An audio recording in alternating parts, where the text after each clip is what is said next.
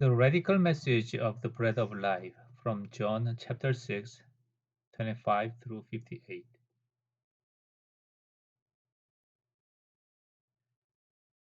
Do you believe eternal life?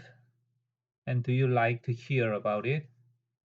But amazingly, some people left Jesus when they heard the message of eternal life. Why?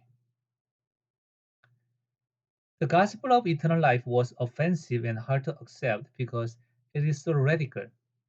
Today, we wanna we wanna hear the gospel of eternal life from Jesus' mouth again, and I encourage you guys to accept the gospel once again so that you might grow more in your salvation. The Gospel of John, chapter 6, Jesus fed 5,000. They were so excited and satisfied, and they wanted to make him their king. But Jesus didn't come to be an earthly king and slipped away from the crowd.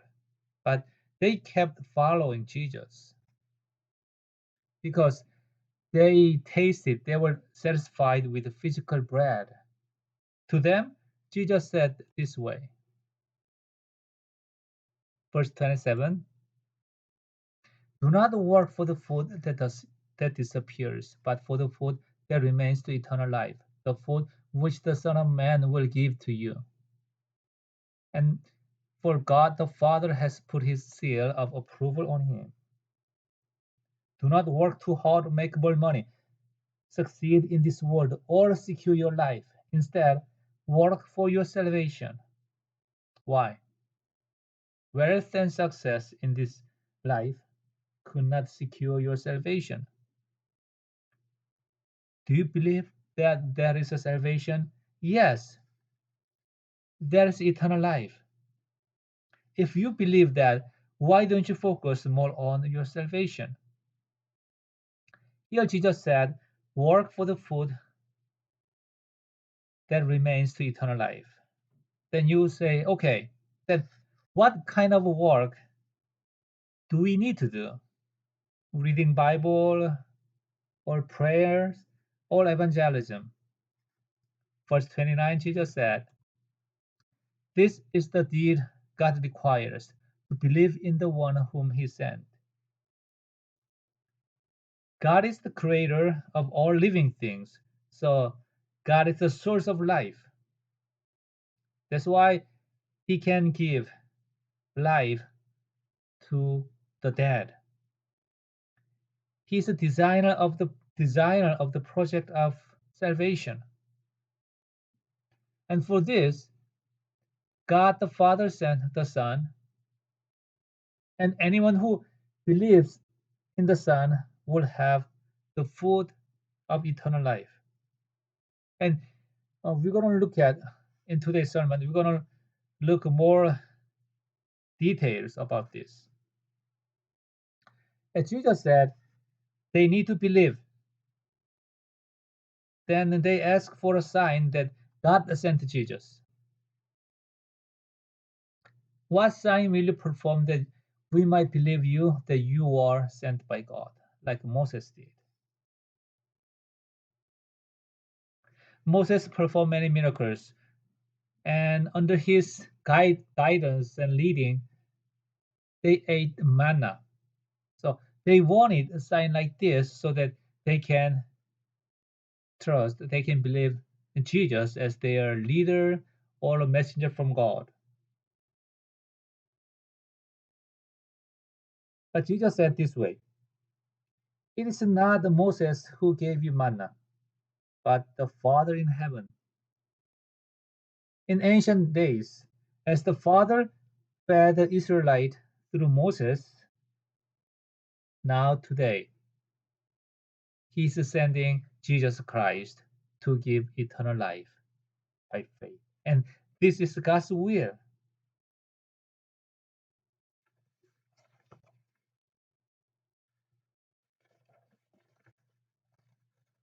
Yeah, sorry for the delay. And Jesus repeated that God gives eternal life through the Son, through the one he sent. Verse 38, for I have come down from heaven not to do my own will, but the will of the one who sent me. Now this is the will of the one who sent me, that I should not lose one person of everyone he has given me, but raise them all up at the last day. For this is the will of my Father, for everyone who looks unto the Son and believes in him to have eternal life, and I will raise him up at the last day. Jesus is saying, as the Father fed the Israelite with manna, now he is giving the bread of life. And this is a radical announcement. God didn't clearly proclaimed or promised about eternal life in Old Testament. God gave them the law of Moses, even though so they diligently kept the law's 613 commandments. God didn't promise them eternal life. It is because no human works can afford eternal life. But here, Jesus boldly claimed the eternal life, not through human works, but through faith. It is a radical message of God's grace. In this message, it is God's will. So these three verses emphasizes that it is God's will to give eternal life through the Son.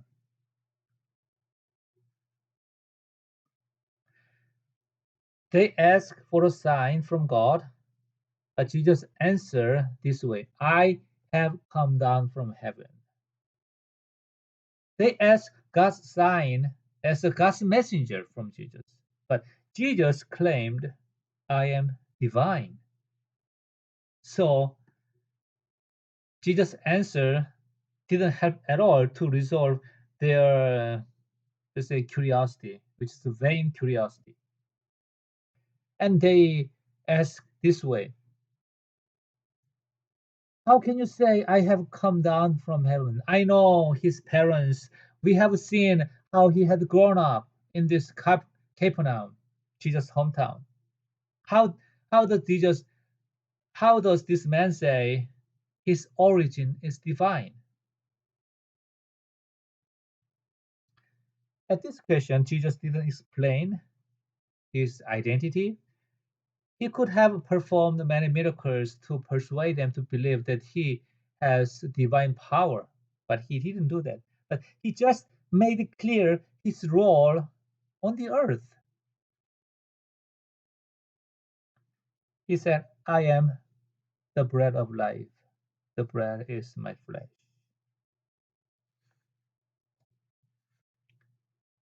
And Jesus explained why they couldn't understand Jesus' message. Jesus. No one has ever seen God but Jesus. All prophets, Old Testament prophets, they heard from God, but they haven't seen God.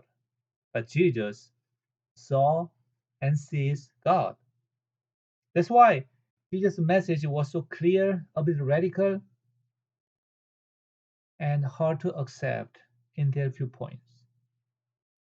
And Jesus repeated again and again the eternal life through Jesus Christ. Verse 47, I tell you the solemn truth, the one who believes has eternal life. Not at the last day, he has the eternal life right now. Verse 48, I am the bread of life. Yeah, he repeats once again here. Verse 50, this is the bread that has come down from heaven, so that a person may eat from it and not die. Here we can say, what is the meaning of believing?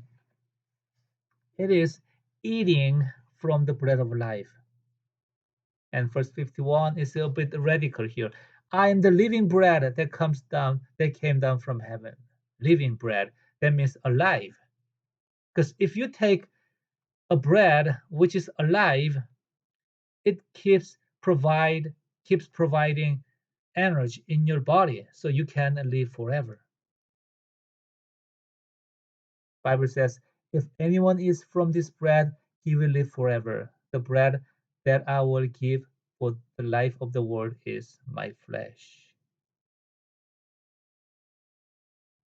It's so radical, isn't it? That means his death and sacrifice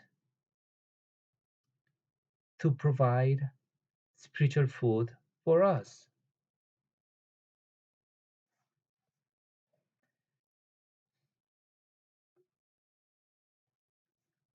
Have you heard the word metamorphosis? Metamorphosis. From some species of spiders, the mother spider let her offspring eat up her body as nutrition.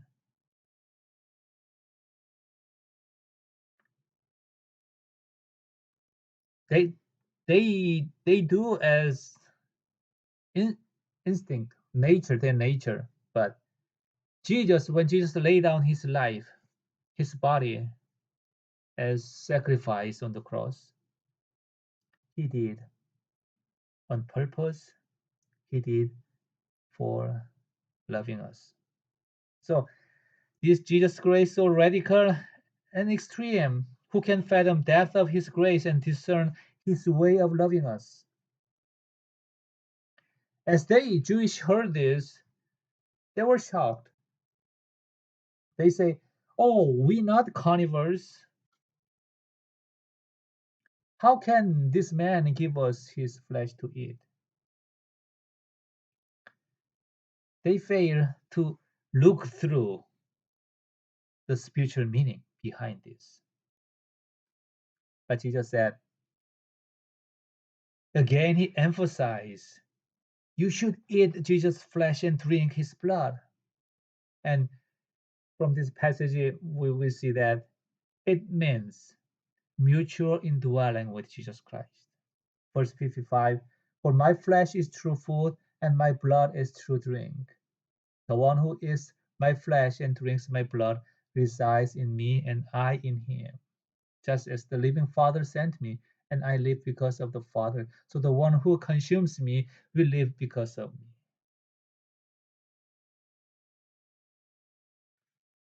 So, what is to eat Jesus' flesh and to drink Jesus' blood? It is not fully explained in this passage, but we can say, as verse 56 says, it means mutual indwelling. I am in Jesus and Jesus in me. It is total unity. And verse 57 explains how we can get a life from Jesus Christ who dwells in us. Verse 57, when the Father sent Jesus, he was with Jesus. That's why Jesus said, whatever I'm doing, the Father is doing. Whatever I say, the Father in me speaks. Because the living Father resided in Jesus, he enjoyed the life of the Father. Similarly, as we consume Jesus, Jesus indwells in us. Look at if you look at the text here, verse 15 says, "Who consumes me?" Right? What is consuming? John used the author John uses a particular Greek verb to mean consume here. Actually, not only this consume, all the verb he used to mean eat in this passage here. He used trogo, which means chewing or munch. It's not regular eating. Just like cows and sheep chew the grass, it's keep chewing. That means we meditate on Jesus' words. We follow God's way and Jesus' way day and night. Then we can live because of Jesus who dwells in us. I want to include two Bible verses that specify what a mutual indwelling means.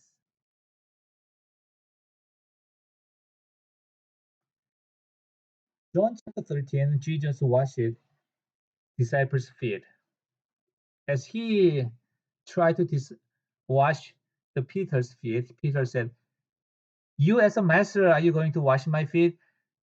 You cannot do this way."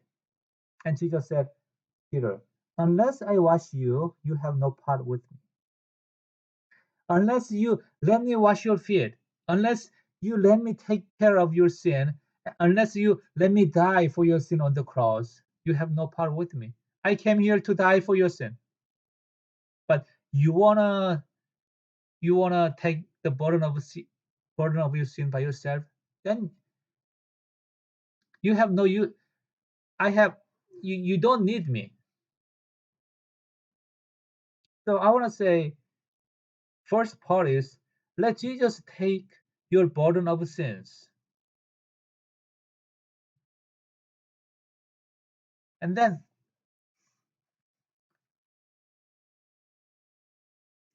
and participate his ministry for saving souls.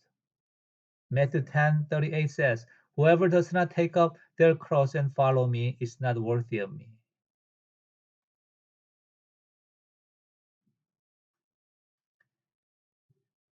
Let Jesus take your sin and you take his ministry.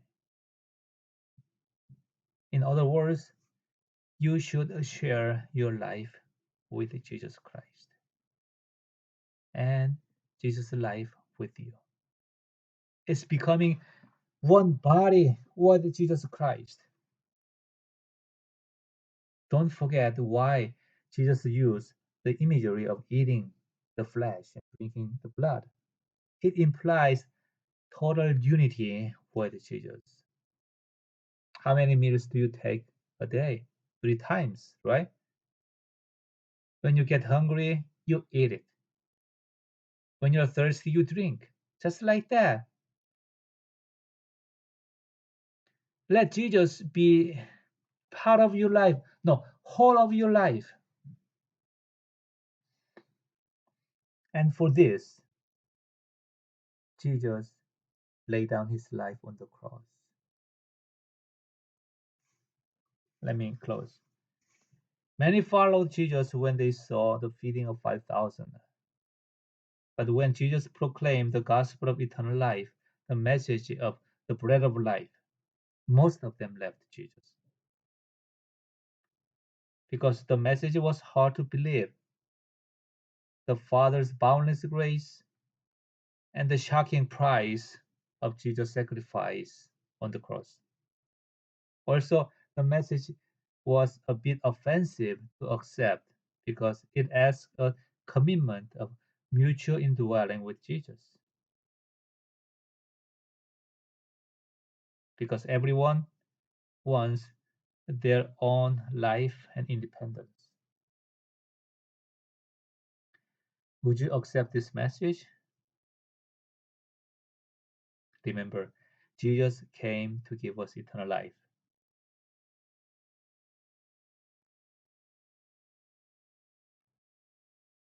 He laid down his life for us to give us divine life. This is the will of God. Meditate and follow his footsteps and put your burden of sins, anxiety onto the shoulder of Jesus Christ. And then follow Jesus' way to the ministry. God bless you. Thank you.